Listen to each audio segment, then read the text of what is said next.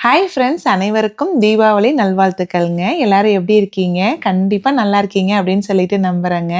இங்க வந்து பார்த்தீங்கன்னா, எங்களுக்கு தீபாவளி வந்து ரொம்ப நல்லா போச்சுங்க. ரொம்ப ஃபாஸ்ட்டா முடிஞ்ச மாரி இருந்தது. 2 நாள் வந்து நாங்க இங்க வந்து பார்த்தீங்கன்னா, தீபாவளி கொண்டாடினோங்க. நல்லா ஆட்டம், பாட்டம், கொண்டாட்டம் தான் சொல்லணும். சொல்ல மறந்துட்டேன். பயங்கரமான விருந்து சாப்பாடுங்க. நம்ம வீட்லயும் சரி, ஃப்ரெண்ட்ஸ் வீட்ல கெட் டுகெதர் வச்சிருந்தாங்க.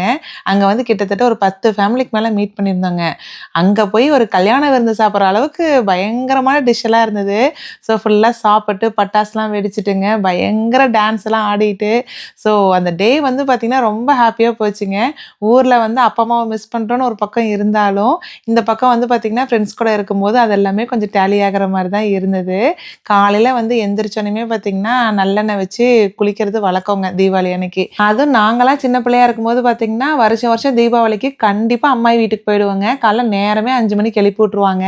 நல்லெண்ணெய் தலைக்கு, உடம்புக்குலாம் வச்சு விட்டுட்டுங்க. ஒரு 4 பட்டாசாச்சும் வெடிச்சா தான் எங்க அம்மாயி வந்து குளிக்கவே அலோவ் பண்ணுவாங்க.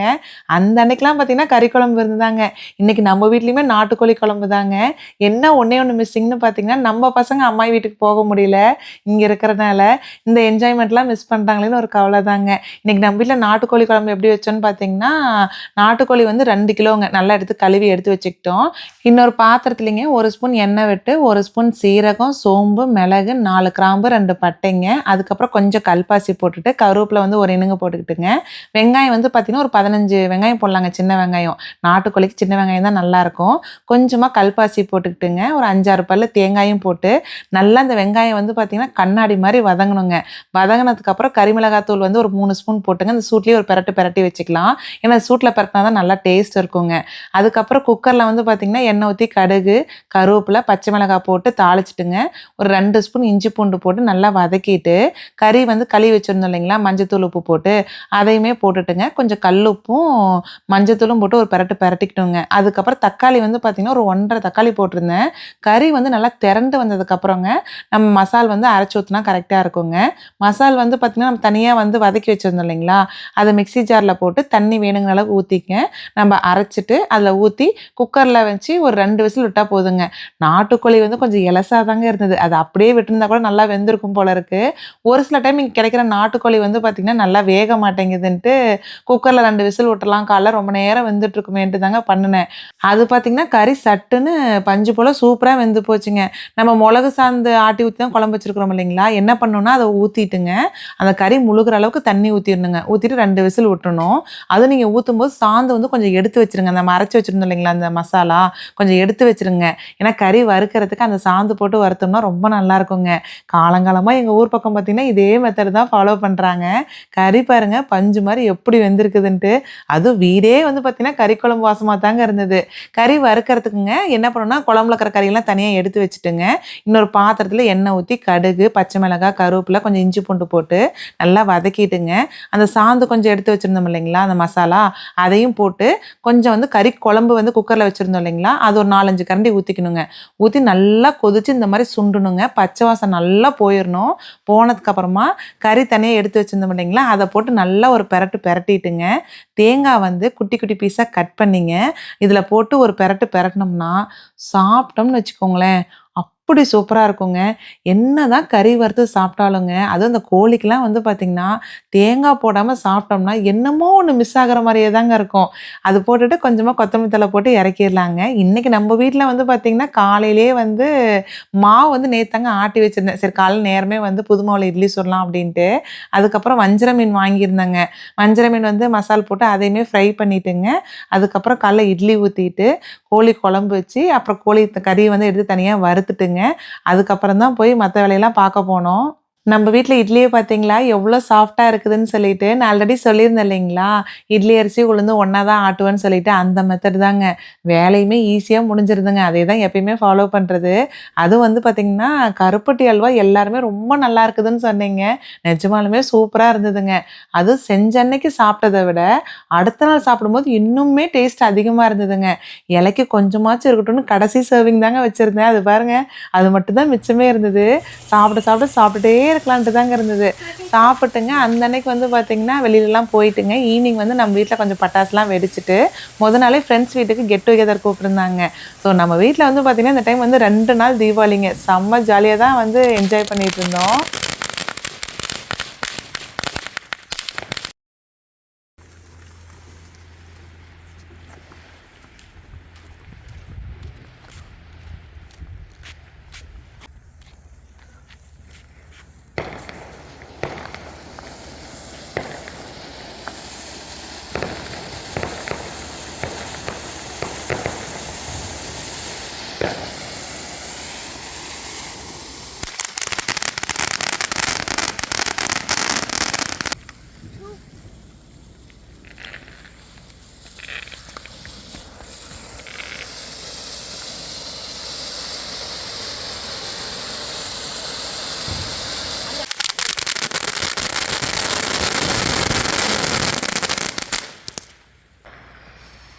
வந்துருச்சு வந்துருச்சு.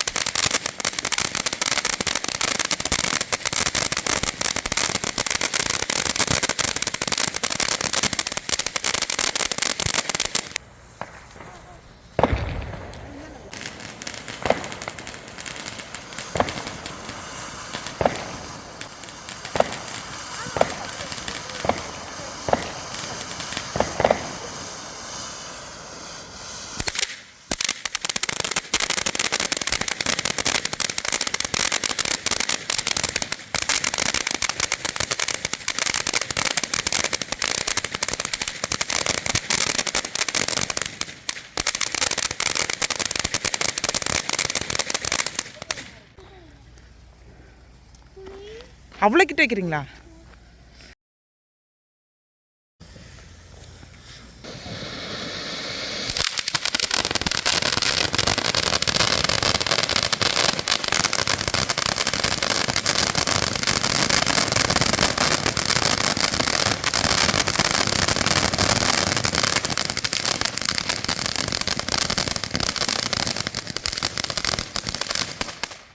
இங்க பட்டாசு வந்து பார்த்தீங்கன்னா, காஸ்கோல தாங்க வாங்கியிருந்தோம். கிஃப்ட் பாக்ஸ் தான் வாங்கியிருந்தோம். நெறைய ஃப்ளவர் பார்ட்ஸ் இருக்க மாரி தான் வாங்கியிருந்தோம். ஏன்னா, அதான் நைட்டு வெடிக்கும்போது பார்க்கறதுக்கு அழகா இருக்குங்க. சங்கு சக்கரம் தான் கொட்டி தேடிக்கிட்டே இருந்தேன். அந்த மாரி ஒண்ணும் கிடைக்கவே இல்லைங்க. நெறைய பேர் வந்து என்னோட சாரி வந்து ரொம்ப அழகா இருக்குன்னு சொல்லியிருந்தீங்க. சாரி வந்து பார்த்தீங்கன்னா, கிருஷ்ணா சில்க்ஸ் பஞ்சுகாலிப்பட்டி இருக்கு இல்லைங்களா? அங்க வாங்குனதுங்க. அங்க வந்து ₹4500 ஆச்சுங்க. சாஃப்ட் சில்க் சாரி தான். அழகா கேட்டுச்சுங்க சொன்ன பேச்சு. நம்ம கட்டுன வாக்குல அழகா நின்னுச்சு. நாங்க வந்து பார்த்தீங்கன்னா, நாளே வந்து ஃப்ரெண்டு வீட்ல பாட்லக்குக்கு கூப்ட்டுருந்தாங்க. ரொம்ப அழகா அரேஞ்ச் பண்ணியிருந்தாங்க. கிட்டத்தட்ட 10 ஃபேமிலிக்கு மேல போயிருந்தாங்களா, ஒருத்தரும் ஒரு டிஷ் எடுத்துட்டு போயிருந்தோங்க.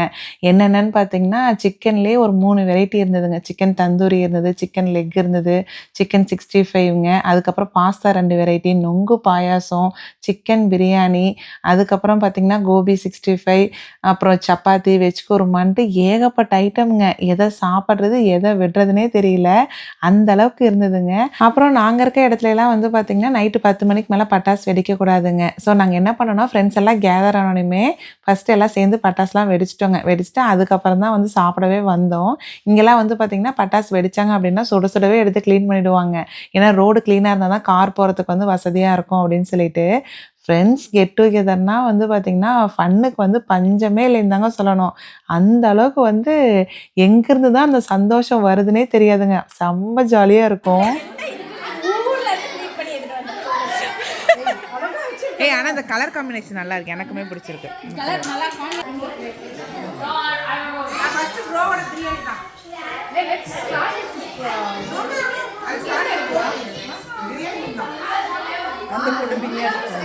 நான் மதியமே சாப்பிட்டுட்டேன். Jim, you are in the frame. Round two. First round is coming back for more. Jim is in the middle. Go in the middle.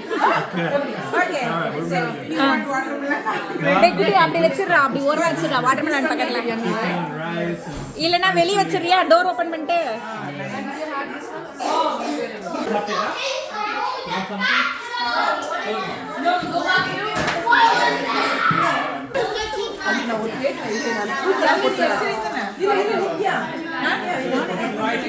Till November 1st.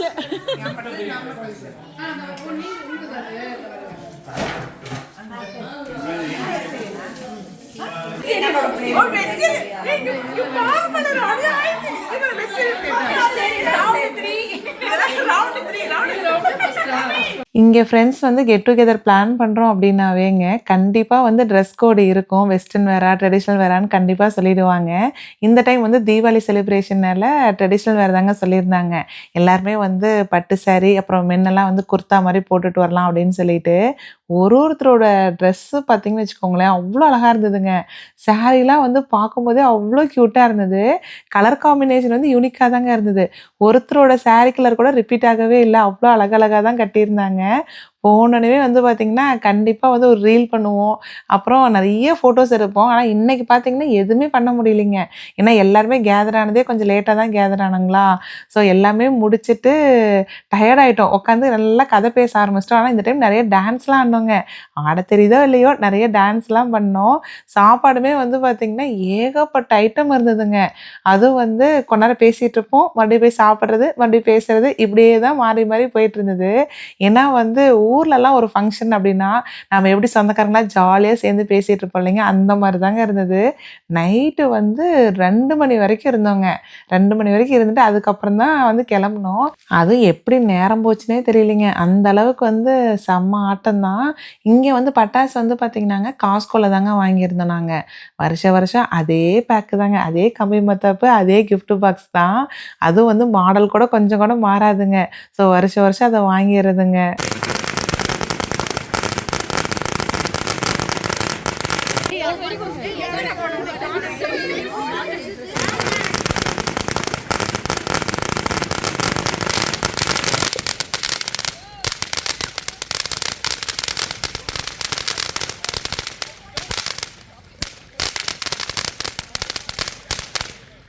இங்க பாரு சரண், இங்க பாரு சரண்யா வெயிட், பக்கத்துல வெயிட்.